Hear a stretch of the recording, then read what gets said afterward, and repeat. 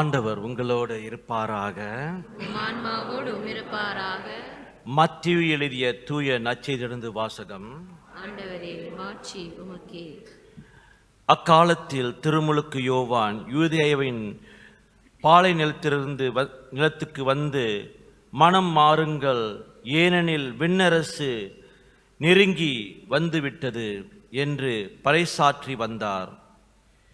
இவரை குறித்தே பாலை நிலத்தில் குரல் ஒன்று முழுக்குகின்றது: ஆண்டவருக்காக வழியை ஆயத்தப்படுத்துங்கள், அவருக்காக பாதையை செம்மையாக்குங்கள் என்று இறைவாக்கினர் எசையா உரைத்துள்ளார்.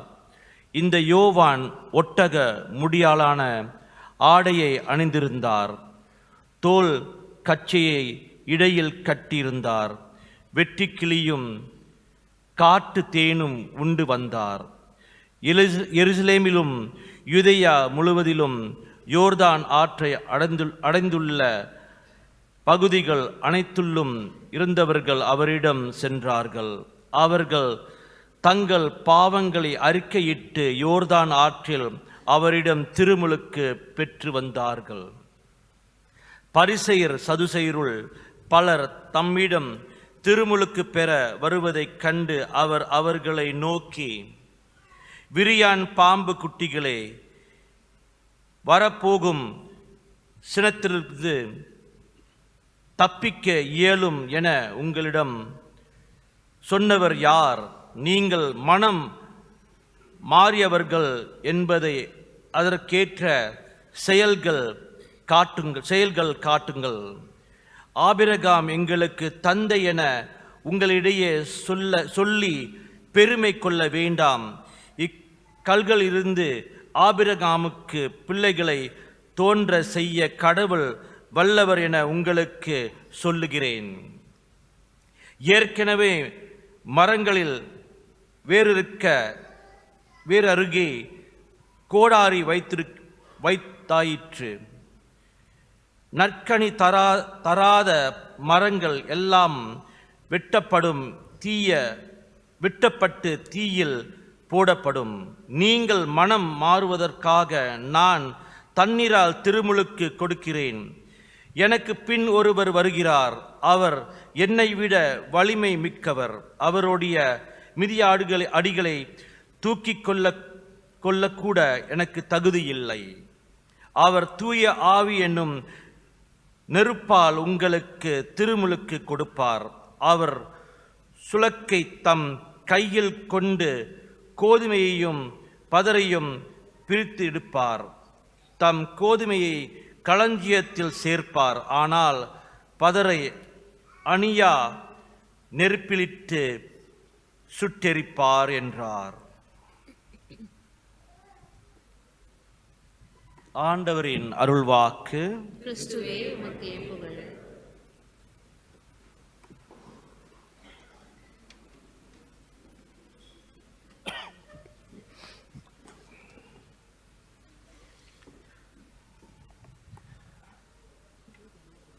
மனம் மாறுங்கள், ஏனெனில் விண்ணரசு நெருங்கி வந்துவிட்டது. மனம் மாறுங்கள் என்றால் இது அடிப்படை கிரேக்க மொழியில் ஒரு வார்த்தை இருக்குது, மெட்டானோயா என்று சொல்லுவார்கள். மெட்டானோயானா உங்களுடைய கண்ணோட்டத்தை மாற்ற வேண்டும், உங்களுடைய பார்வையை மாற்ற வேண்டும்,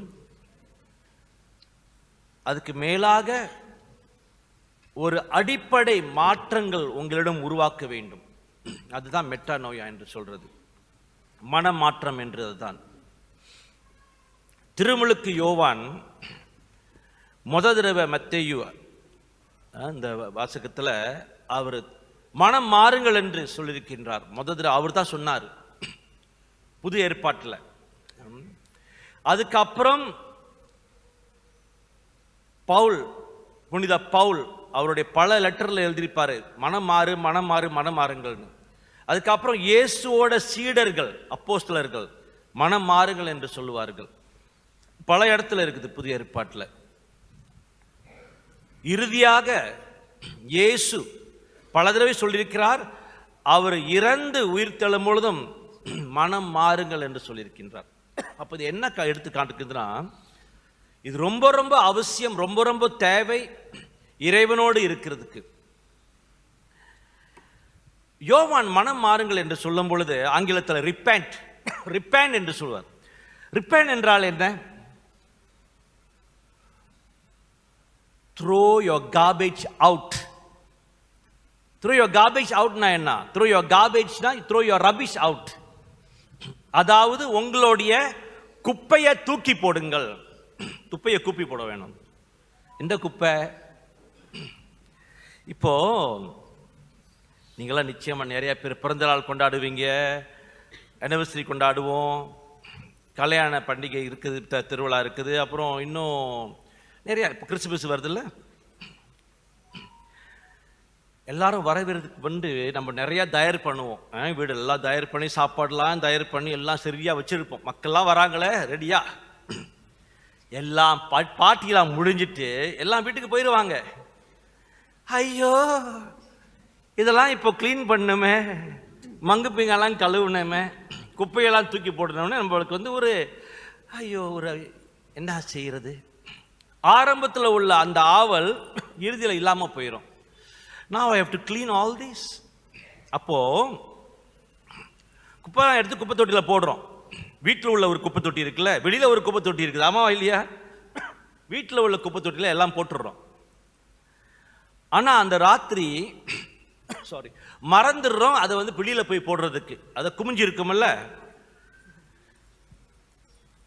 மறுநாள் காலையில் லீவு என்ன செஞ்சிடறோம், நான் வந்து லங்காவுக்கு போகிறேன்னு உதாரணம் வச்சுக்கோமே. லங்காவுக்கு ஒரே குடும்பமாக போயிடும், அந்த குப்பையை மறந்துட்டு போயிடுறோம். 2 நாள் சென்று வரோம். அந்த குப்பையில் என்ன இருக்குது? அந்த இறால், ப்ரான்ஸ், ஊடான்னு சொன்னால் எல்லாருக்கும் தெரியும்ல, ஊடான். எனக்கும் தமிழ் நல்லா தெரியும் தெரியுமா. இறால், ஊடாங்க, அப்புறம் மற்ற தோலுங்க, அந்த மீன் துண்டு எல்லாம் உள்ளுக்கு கிடக்கும்.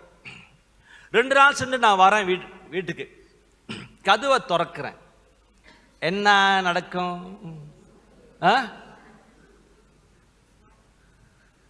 நாற்றம், ஆமாவா இல்லையா? எங்கடா கப்புன்னு அடிக்குது குப்பை. அது பரவாயில்ல, அந்த குப்பையை போய் எடுக்கும் பொழுது திடீரென்று அந்த பிளாஸ்டிக் விழுவுது, அதுலேருந்து புழு விழுது. ரொம்ப அழகா இருக்குமா? ஐயா புழு விழுதே அப்படி சொல்லுவீங்களா? ஐய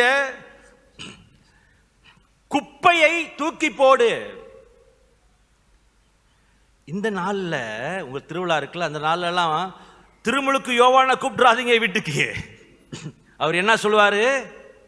மனம் மாறு, தூக்கி போடு என்று சொல்லுவார். அதான் அவர் சொல்லியிருக்கிறார் நம்மள்கிட்ட. அந்த குப்பை அங்க இல்ல, அவரு சொல்ற குப்பை இங்க உள்ள குப்பை. எவ்வளவு குப்பை குமிஞ்சிருக்குது நம்மளுடைய இதயத்துல, நம்மளுடைய மனதுல, நம்மளுடைய சிந்தனையில.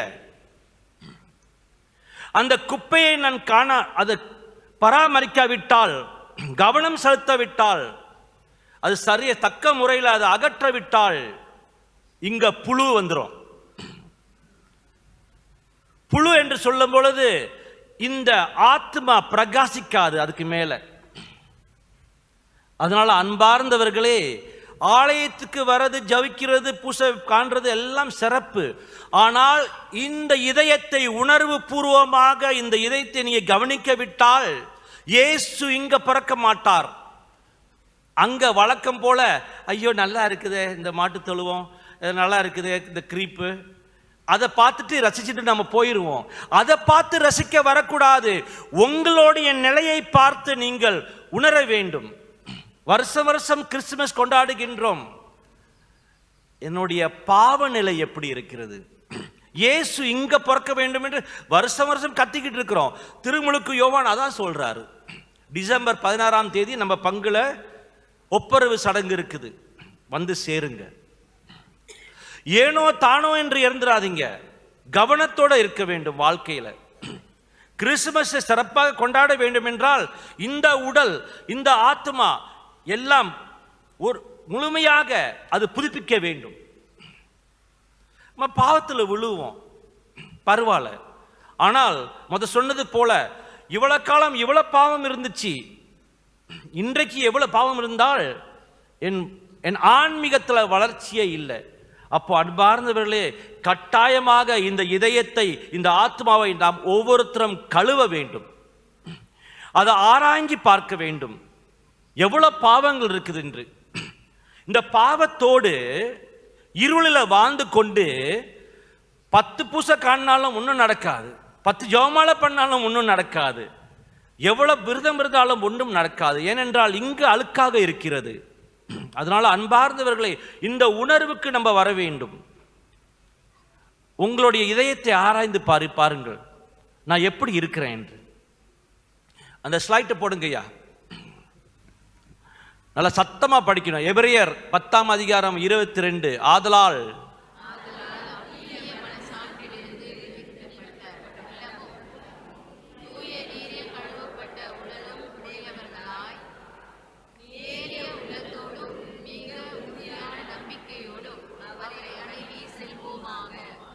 திருப்பி முதல் ஸ்லைடுக்கு போங்க. ஆதலால் தீய மன சான்றிலிருந்து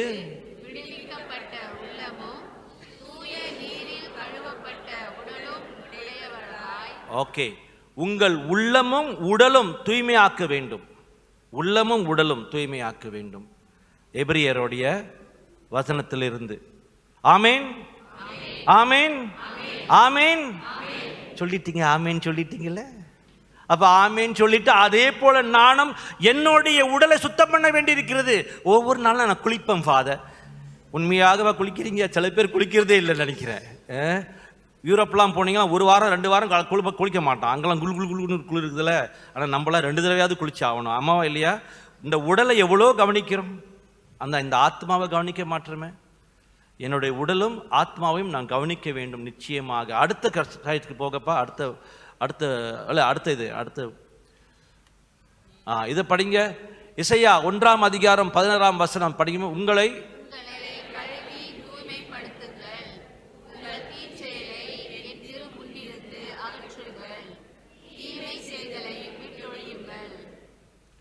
உங்களை கழுவி தூய்மைப்படுத்துங்கள். சோப்பால கழுவ முடியாது, டிட்டர்ஜென்டால கழுவ முடியாது. பாவ மன்னிப்பின் மூலமாக மன உணர்வோடு மன்னிப்பு இறைவனிடம் கேளுங்கள். உங்கள் தீச்செயலை என் திருமுன்னிருந்து அகற்றுங்கள். தீச்செயலை என் திருமுன்னின்று அகற்றுங்கள். இங்க ஒவ்வொருத்தரும் ஆலயத்தில் வந்துகிட்டு எத்தனை பேர் ஏமாத்திக்கிட்டு வந்துட்டு நன்மை வாங்குறோம்? உங்கள் தீச்செயலை என் திருமுன்னின்று அகற்றுங்கள். How can I receive Jesus when I have not prepared myself? அதனால தான் நிறைய பேரோட வாழ்க்கையில மாற்றங்கள் இல்லை, சும்மா வந்து போறது. உறுதியாக சொல்லுகிறேன் அன்பார்ந்தவர்களே, நீங்க மகிழ்ச்சியாக, உண்மையான மகிழ்ச்சி, சும்மா போலி மகிழ்ச்சியில இன்னைக்கு கை கொடுத்துட்டு நாளைக்கு பின்னால போய் பேசுறோம்ல, அதெல்லாம் இல்லை. மன்னிப்போட அன்போட. சைட்டை போடுங்க, ஏமூஞ்சி தேவையில்லை, சைட்டை போடுங்க. உங்கள் தீச்செயலை என் திருமுனின்று அகற்றுங்கள், தீமை செயலை விட்டு விடுங்கள்.